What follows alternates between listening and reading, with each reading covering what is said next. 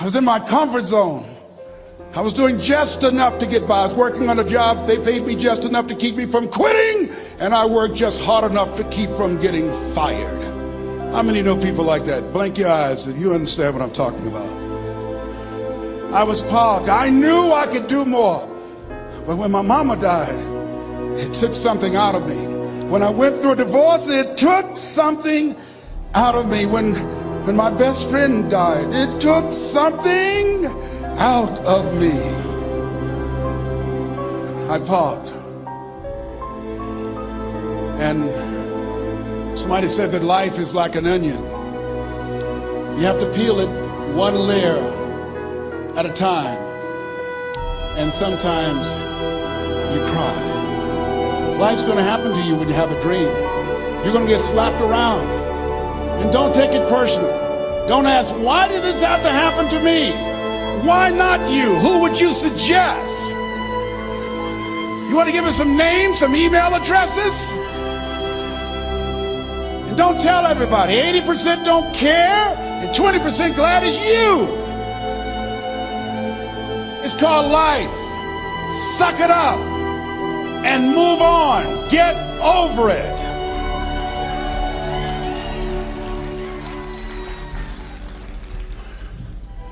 It happens to everybody. Here's the other thing: is you look at your goals and look at your dreams. When you're going through some stuff, repeat out to me, please. When things go wrong, don't go with them. Yes, write that down.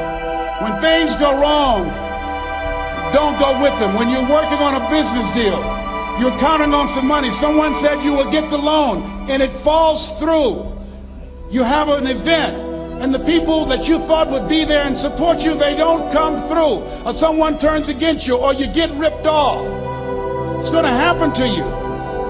Happened to me. Someone stole all my products.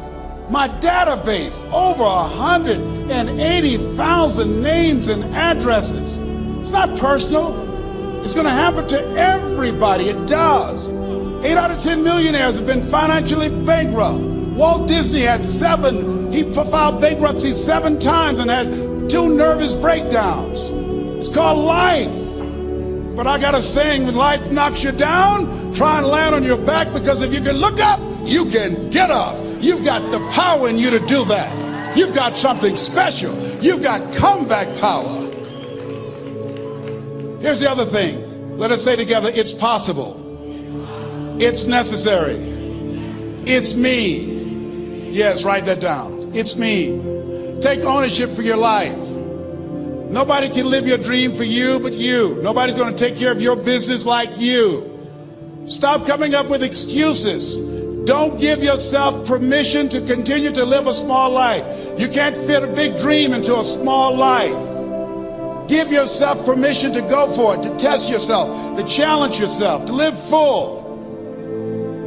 I like the saying, always strive to get on top in life, because it's the bottom that's overcrowded. The reason you're here is because there's something in you that says, I can do more. This just can't be it. There's something in you. There's a calling on your life. There's something in your heart that caused you to get dressed and spend the money to go to seminar after seminar and listen to message after message and speaker after speaker. Because there's something in you that tells you this is not it for you. You have not peaked here. There's more in you that you are expressing. Eye has not seen, ear has not heard, nor has entered the heart of mankind what's in store for you if you challenge yourself, if you persist and persevere, if you take ownership for your life. George Bernard Shaw said the people that make it in this life, they look around for the circumstances that they want, and if they can't find them, they create them. Create what you want. You have the power in you to do more than you can ever begin to imagine, to control your destiny, to make a difference in our children, to make a difference on the planet, to make an impact. Let us say together, it's me.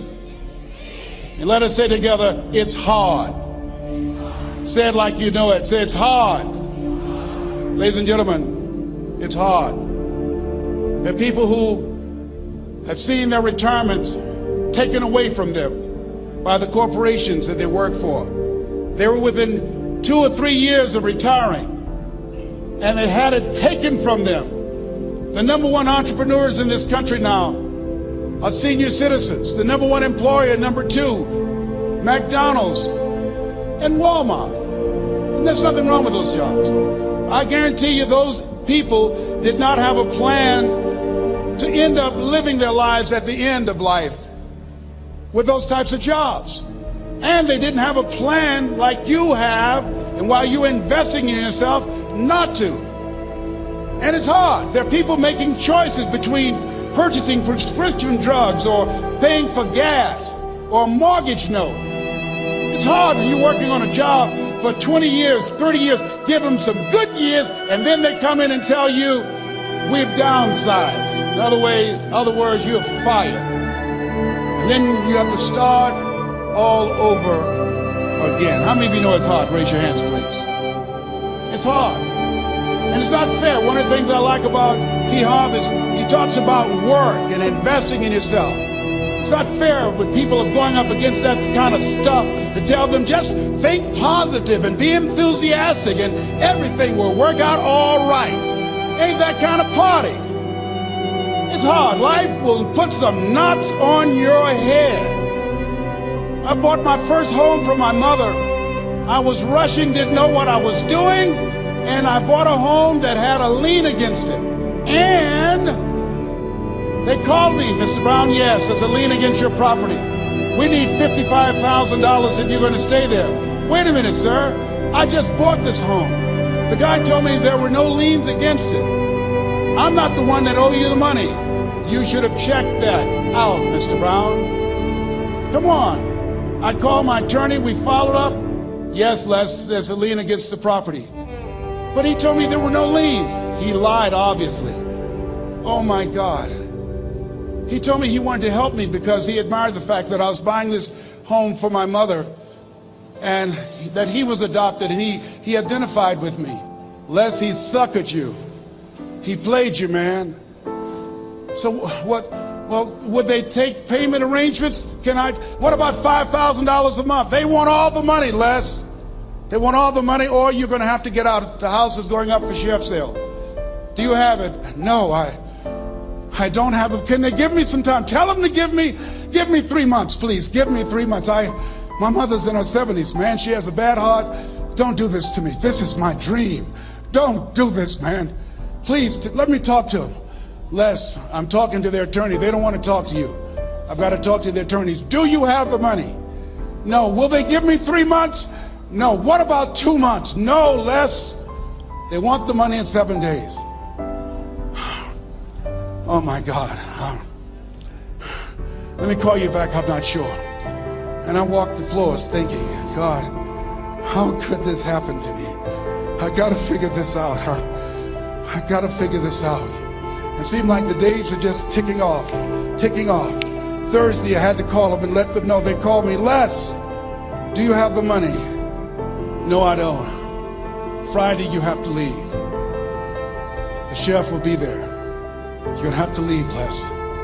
They're going to take my house. What about my down payment? You lost it, Les. You lost it. Okay.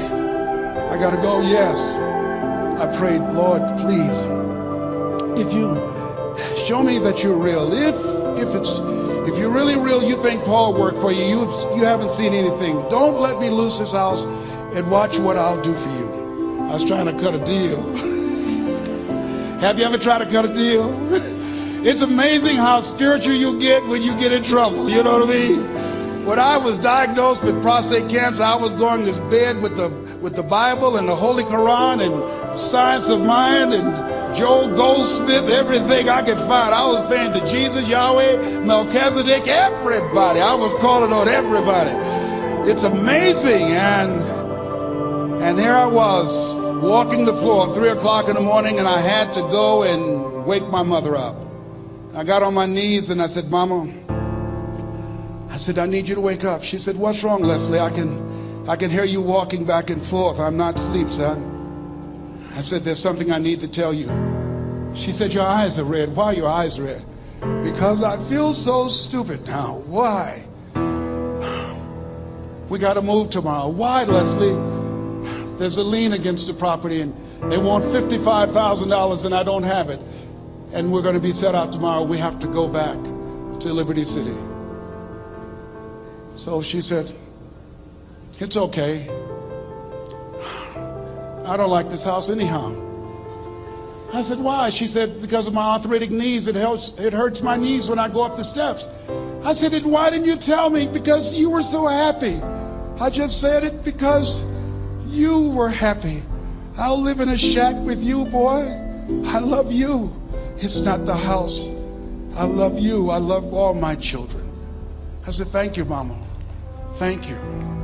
And the next day when we were in the truck going back to Liberty City and we pulled down 68th Terrace, the neighbors came out and said, wow, Mamie, y'all coming back? Are you back? Yes. What happened to the home your boy bought for you? Those boys you adopted.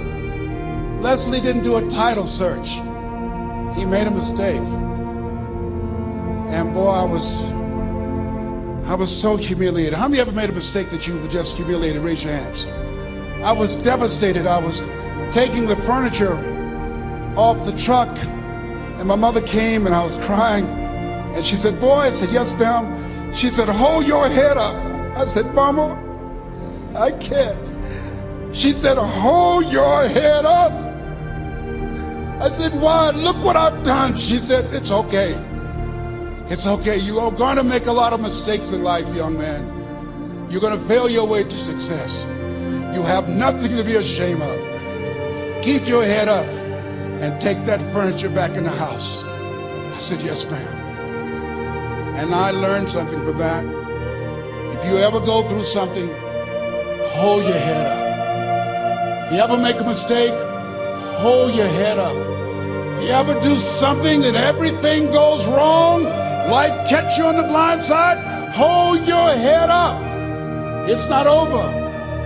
Goethe said, that which does not kill you will make you stronger.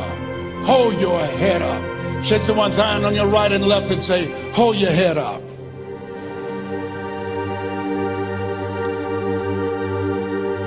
Here's something else, ladies and gentlemen. Repeat after me, please. You gotta be hungry. Everybody together, you gotta be hungry.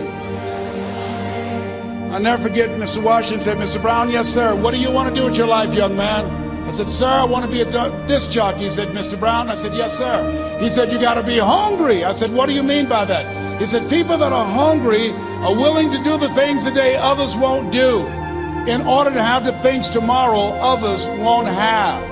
People that are hungry are willing to invest in themselves. People that are hungry will go to seminars and workshops. People that are hungry are always searching, always seeking higher ground. So how do you want to make it? I said, I want to be a disc jockey. He says, good. Here's what to do. He said, I want you to read 10 to 15 pages of something positive every day.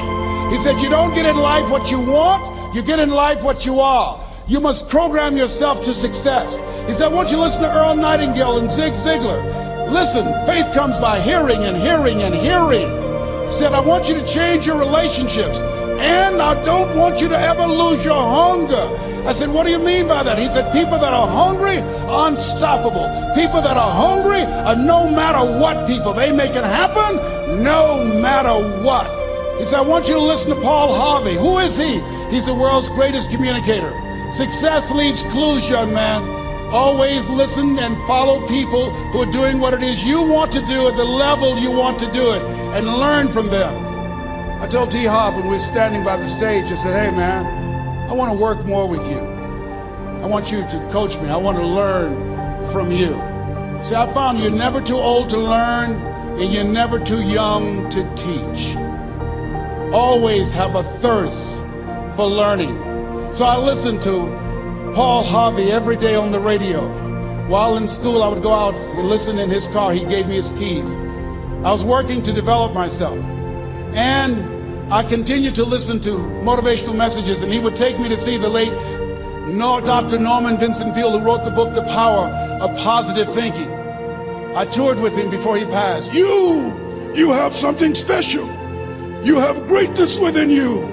Don't allow your circumstances to determine who you are. Don't allow your negative thoughts to hold you back. You have something special. You can do more than you can ever begin to imagine.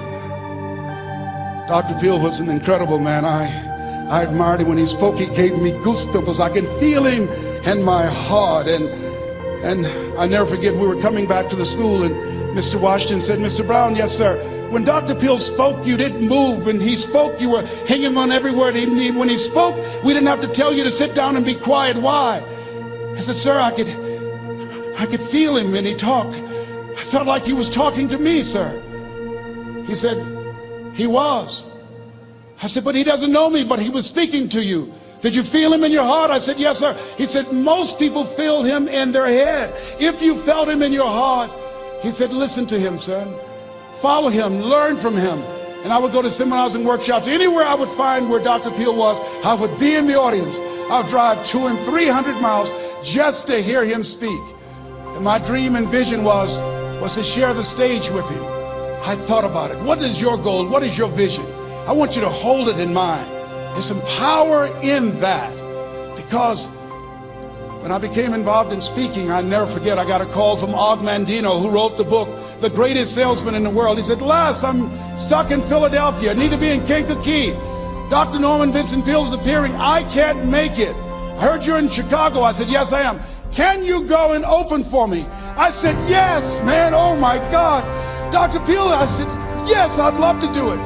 And I went there and I came. I said, hi, I'm Les Brown. He said, you're not the band of renown? I said, no, I'm Mrs. Mamie Brown's baby boy. I'm here to speak. He said, come backstage. And his wife, Martha, was there. And she said, Papa, Les Brown is here, the speaker. And he said, Les Brown,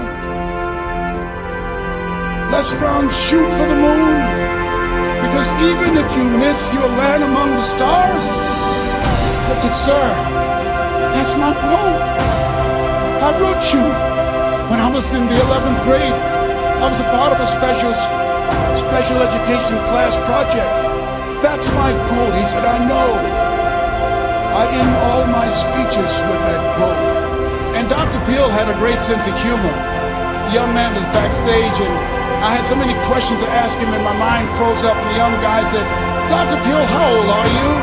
And he was up in age. He said, Sonny, I'm 92. The young man looked at him and said, I don't know if I want to live to get 92. He said, that's because you've never been 91. So I did the things that Mr. Washington suggested. I listened to motivational tapes on a regular basis. I would go to seminars and workshops whenever Zig Ziglar and Dr. Dennis Wagley and Jim Rohn would come to town. And I said, sir, what do you want me to do now? He said, Mr. Brown, I've given you everything that I can give you. He said, develop your mind, put your money where your mouth is, continue to learn how to be an effective communicator, because once you open your mouth, you tell the world who you are. And always surround yourself with OQP, only quality people. So I went to apply for a job on Miami Beach. WMBM radio station. Milton Butterball Smith was the program director. Hello, Mr. Butterball. How are you, sir? My name is Les Brown, sir. I'd like to be a disc jockey. He said, young man, you have any journalism in your background? I said, oh, no, sir, I don't. You have any experience in broadcasting? I said, no, sir, but I practice all the time, sir. Let me audition for you, sir. Let me show you how good I am. All I need is a shot, sir. He says, no, we don't have any job for you. How many ever been rejected? Raise your hands, please. I was devastated. I went back and I told Mr. Washington, I said, Mr. Washington, they said no.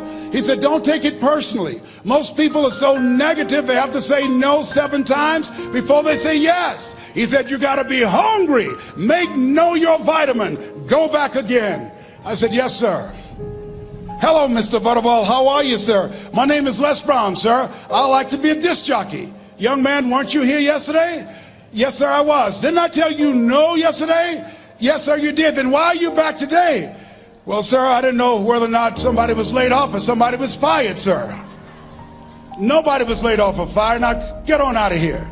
I came back the next day. Hello, Mr. Butterball. How are you, sir? My name is Les Brown, sir. I like to be a disc jockey. I know what your name is. Weren't you here the last 2 days? Yes, sir, I was. Didn't I tell you no the last 2 days? Yes, sir, you did. Why are you back? Oh, sir, I didn't know whether or not someone got sick or someone died, sir.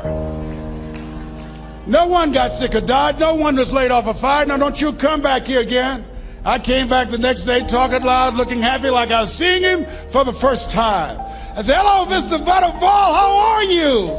He looked at me with rage. He says, go get me some coffee. I said, yes, sir. My favorite book says, the greatest among you will be your servant. How many of you are serious about your goals and dreams? Raise your hands. Very good. Write this down. Provide more service than you get paid for. Provide more service than you get paid for. I go to a lot of seminars and workshops. And one of the things I know about T. Harv Eckert, when I was sitting in the class with Robert Ruppel and all of the other presenters, they hold themselves to high standards and they provide more information than anybody else in the industry, bar none. They hold nothing back because their commitment is for your success. And when you hold yourself to high standards, write this down, impact drives income. That's why you're here. Because the training, the seminars, been making a difference in your life. If there did not have impact, 200 or 300 people would be here, if that amount. Impact drives income. So I became the errand boy for the disc jockeys. I would go get their lunch and their dinner, and I would bring it to them in the control room, and I'd watch them working the control boards, knowing my time will come. Write this down. I expect to reach my goal. Yes, you want to operate with a spirit of expectation. I expect to reach my goal. So I started preparing for the next position. Never forget one quote that I heard. As you look at your life, you look at your goals and dreams. It's better to be prepared for an opportunity and not have one than to have an opportunity and not be prepared. If you expect to reach your goal, prepare yourself now. And so then pretty soon, the guys at the station, they begin to take a liking to me. Write this down. Build relationships. As you're aware, people deal with people that they know, like, and trust. And so they would say, Leslie, yes, sir. Come here, yes. Come outside. Who did this? Oh, your car? Yes. Who cleaned my car? I did, sir. I would wax their cars on the weekend, inside and out. How much do you charge? Oh, nothing, sir. I just sworn to help out. I was providing more service than I got paid for. I was building relationships. They said, whoa, look here. Donna Ross and the Supremes are coming to town. The Four Tops and the Temptations. Here are my car keys. Pick them up for me. Take them to the Fontainebleau Hotel on Miami Beach. I said, yes, sir. I would drive them all over Miami Beach in their big, long Cadillacs. I didn't have any driver's license, but I was driving like I had some. Then one day, it was a Saturday afternoon, a disc jockey by the name of Rockin' Roger was drinking while he was on the air. It was a Saturday afternoon, and I was the only one there. Rockin' Roger got so drunk, he could not complete the show. He started slurring his words. He's about to fall off the chair. And there I was, looking at him through the control room window, walking back and forth, young, ready, and hungry. I was saying, drink, Rock, drink. Drink, Rock. I'd have gone and get him some more if he'd asked me to. Then pretty soon the phone rang. It was the general manager, and I answered the phone. I said, hello? He said, young boy, this is Mr. Klein. I said, I know. He said, Rock can't finish his program. I said, I know. He said, would you call one of the other DJs in? I said, yes, sir. I said to myself, he must be think I'm crazy. I called my mom and my girlfriend, Cassandra. I said, y'all come out on the front porch and turn up the radio. I'm about to come on the air.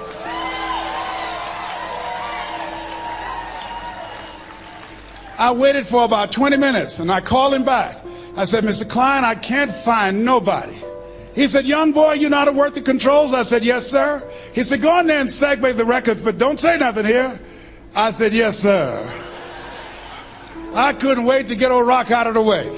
I put on a fast record. I said, look out, this is me, LB Triple P, Les Brown, your platter playing papa. There were none before me and there will be none after me. Therefore, that makes me the one and only. Young and single and love to mingle, certified, bona fide, indubitably qualified to bring you satisfaction and a whole lot of action. Look out, baby, I'm your love man. I was hungry. I was hungry. Get old man a round of applause. I was hungry. I was hungry. You got to be hungry. Shake someone's hand on your right and left all around you and say, you got to be hungry. You got to be hungry. To get those dreams out of your head and step into your greatness, you got to be hungry. To get those ideas, that talent, that gift out of your system, you got to be hungry. To get up off the canvas of life and understand what Willie Jolly meant, that a setback is a setup for a comeback. You got to be hungry. People that are hungry are willing to do the things today others won't do in order to have the things tomorrow others won't have. How many of you got value out of what you've heard thus far? Raise your hands, please. Very good. I'd like to leave this with you. I don't know what your goals are. I don't know what you want to do. Here's what I know about you. You have greatness within you. Here's what I know about you. I can help you to live full and to die empty. I can show you what I've learned. If anybody told me that I would be doing what I'm doing now, I leave here today, I go to New Orleans and speak there, then I'll be flown to Barcelona. If anybody told me, given my circumstances, born in an abandoned building on a floor in a poor section of Miami, Florida, called Liberty City, both my birth parents stood up and said, hello, son, I would not know either one. Being labeled educable mentally retarded, put back from the 5th grade to the 4th grade, failed again when I was in the 8th grade, no college training. Anybody told me the principles that I would teach you, that they would have the impact that it has had on my life. This Les Brown that you see, I did not know he existed. And I tell you that you have greatness within you. You have the ability to do more than you can ever begin to imagine. Come into the room with me, and I guarantee you your life will never be the same again. I like to leave this with you. I don't know what your goals are. Mine is to find a cure to autism. Mine is to find a cure to breast cancer and to prostate cancer. Mine is to work with our youth and to reduce the recidivism rate in our prisons and help young people learn how to become an asset to our society rather than a liability. Mine is to train speakers to become great communicators, to speak from their heart, not their heads, and teach them how to impact and create a new conversation so people can see the possibilities of life and overcome the possibility blindness that held me hostage for 14 years. I don't know what your goals are, but here's what I know about you, and I don't know you. You've got greatness within you. And I like to leave this with you, something my mother used to love to hear me say. Leslie, yes ma'am, mama. Say that thing for me, boy, that makes me feel good. I dedicate this to you, to the greatness in you, and to the dream that you showed up on the planet to produce. And it's simply this. If you want a thing bad enough to go out and fight for it, to work day and night for it, to give up your time, your peace, and your sleep for it. If all that you dream and scheme is about it, and life seems useless and worthless without it, and if you gladly sweat for it and fret for it and plan for it, and lose all your terror of the opposition for it, and if you simply go after that thing that you want with all of your capacity, strength and sagacity, faith, hope, and confidence, and stern pertinacity,